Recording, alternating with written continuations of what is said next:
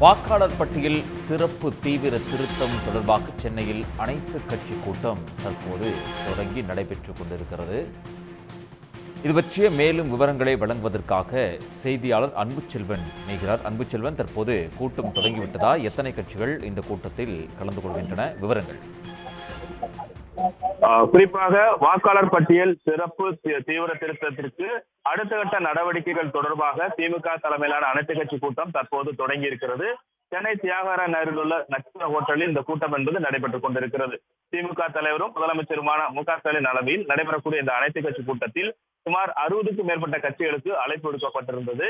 ஏனென்றால் இந்த விவகாரம் தொடர்பாக தொடர்ந்து கட்சியினர் எதிர்ப்பு தெரிவித்து வரக்கூடிய நிலையில் அனைவரும் ஒருங்கிணைந்து ஒரு கட்ட முடிவை எடுக்க வேண்டிய என்ற அடிப்படையில் தான் இது தொடர்பாக அந்த கூட்டத்தினுடைய பிரதிநிதிகள் பங்கேற்று கருத்துக்களை தெரிவித்ததற்கு பின்பாக தீர்மானம் நிறைவேற்றப்பட்டு அடுத்த கட்ட நடவடிக்கைகள் தொடர்பான முக்கிய முடிவுகள் இந்த அனைத்து கட்சி கூட்டத்தில் எடுக்க திட்டமிடப்பட்டிருக்கிறது.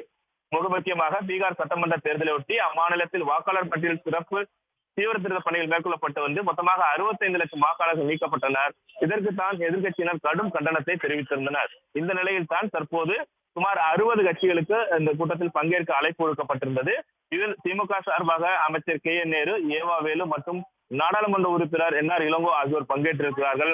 அதே போன்று காங்கிரஸில் செல்வ பெருந்தகை, பீட்டர் அல்போன்ஸ் உள்ளிட்டோரும், மதிமுகவில் வைகோ பங்கேற்றிருக்கிறார். இதுபோன்று சுமார் தற்போது வரைக்குமாக ஒரு 45க்கும் மேற்பட்ட கட்சியினர் பங்கேற்றிருக்கிறார்கள். அழைப்பு விடுக்கப்பட்டிருந்த நிலையில் பாமக, தமிழ் மாநில காங்கிரஸ், அதே போன்று தமிழக வெற்றி கழகத்தினுடைய பிரதிநிதிகள் யாரும் பங்கேற்கவில்லை என்றே தற்போது தகவல் கிடைக்கப்பட்டிருக்கிறது. அதே போன்று நாம் தமிழர் கட்சியினர் பங்கேற்கவில்லை என்றே தகவல் கிடைக்கப்பட்டிருக்கிறது. இருந்தாலும் பெரும்பான்மையான கட்சிகள் பங்கேற்று தங்களுடைய கருத்துக்களை பதிவு செய்ய இருக்கிறார்கள். அதற்கு பின்பாக முதலமைச்சர் மு.க.ஸ்டாலின் இந்த வாக்காளர் சிறப்பு திருத்தம் தொடர்பான எதிராக அடுத்த கட்ட நடவடிக்கை குறித்து தன்னுடைய கருத்துக்களை தெரிவித்து உரை நிகழ்த்துவார் என்று எதிர்பார்க்கப்படுகிறது.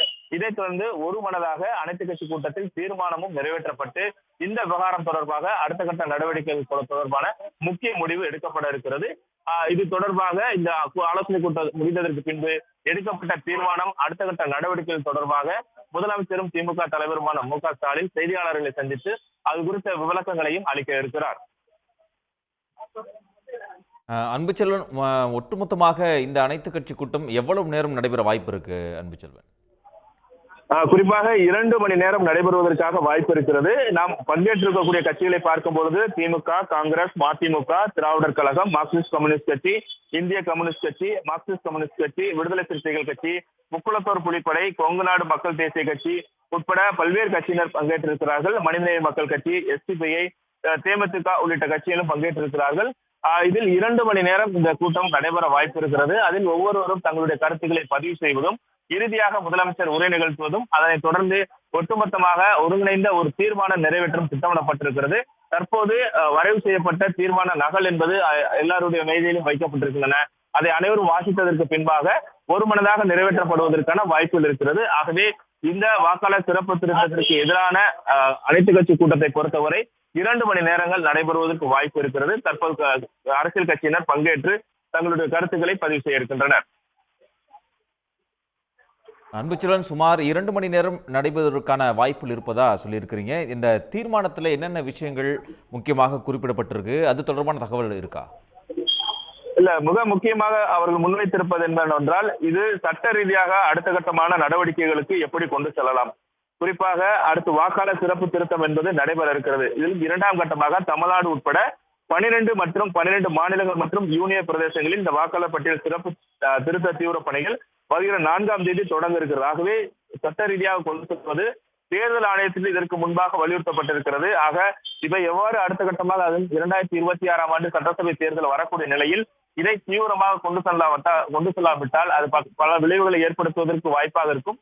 அரசியல் ரீதியாக பார்க்கும் பொழுது பாஜக நேரடியாக வாக்காளர்களை சந்திக்காமல் மறைமுகமான ஒரு தாக்கத்தை ஏற்படுத்தக்கூடிய வகையில் இந்த பணிகளை மேற்கொண்டிருக்கிற குற்றச்சாட்டை தான் அரசியல் கட்சியினர் முன்வைத்துக் கொண்டிருக்கிறார்கள். அந்த அடிப்படையில் பார்க்கும்போது பீகாரை போன்று தமிழகத்தில் நடந்துவிடக் கூடாது. அதற்கான முயற்சிகளை முற்றிலுமாக முன்னெடுக்க வேண்டும். அரசியல் ரீதியாகவும் சட்ட ரீதியாகவும் நிர்வாக ரீதியாக, அதாவது தேர்தல் ஆணையத்தை அணுகுவது உட்பட அது அனைத்து அடிப்படையிலும் இதை அணுகி முற்றிலுமாக எதிராக செயல்பட்டு இதை முடக்க வேண்டும் என்ற அடிப்படையில் அடுத்த கட்ட முடிவுகள் எடுக்கப்பட வாய்ப்பு இருக்கிறது. அதற்கான தீர்மானங்கள் தான் இந்த நகலில் இருப்பதற்கான வாய்ப்புகள் அதிகமாக இருக்கிறது. அன்புச்செல்வன், இந்த வாக்காளர் சிறப்பு தீவிர திருத்தத்தில் வந்து நிறைய மோசடிகள் நடந்திருக்கு. பீகாரில் வந்து 65 லட்சம் வாக்காளர்கள் நீக்கப்பட்டார்கள் என்று எதிர்க்கட்சிகள் கடுமையான குற்றம் சாட்டியிருந்த நிலையில் தற்போது தமிழ்நாடு உட்பட 12 மாநிலங்களில் இது அமல்படுத்தப்பட இருக்கு. இந்த நிலையில் இந்த ஆலோசனை கூட்டம் என்பது மிகுந்த முக்கியத்துவம் வாய்ந்ததாக பார்க்கப்படுகிறது. இந்த ஆலோசனை கூட்டத்தை எந்தெந்த கட்சிகள் புறக்கணித்திருக்கின்றன? இல்ல, குறிப்பாக இந்த கட்சியை பொறுத்தவரை மிக முக்கியமான பிரச்சனை, அதுவும் வாக்காளர் சார்ந்த பிரச்சனை.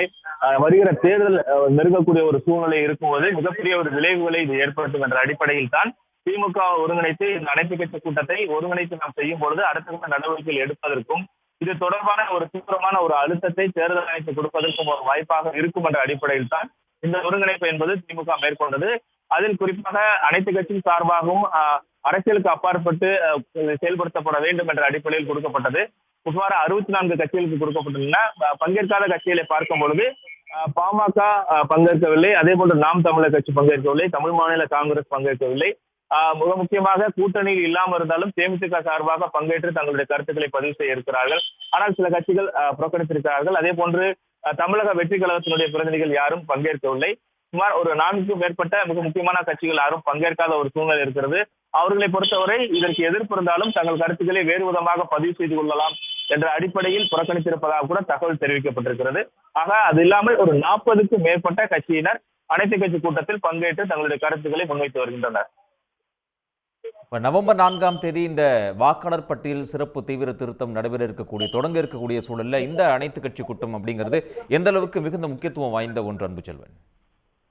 அதான் முன்பே சொன்னது போன்று நாடாளுமன்றத்திலும் இந்த சட்ட திருத்தம் தொடர்பான மிக முக்கியமான அழுத்தத்தை இருக்கக்கூடிய நாடாளுமன்ற உறுப்பினர்கள் மூலமாக முன்வைக்க முடியும். அதுவும் குறிப்பாக தமிழகம் முழுவதும் ஒருங்கிணைத்து அரசியல் கட்சி பிரதிநிதிகள், மக்களுடைய பிரதிநிதிகள் உட்பட சேர்ந்த கட்சிகளை சேர்ந்தவர்களும் இந்த தீர்மானத்தை முன்மொழியக்கூடிய நிலையில் தமிழகம் முழுவதுமே இதற்கான எதிர்ப்பு இருக்கிறது என்ற ஒரு வலுவான விஷயத்தை நாடாளுமன்றத்தில் முன்வைக்க முடியும். உரிய அழுத்தத்தை அரசியல் ரீதியாகவும் நிர்வாக ரீதியாகவும் கொடுக்க முடியும்.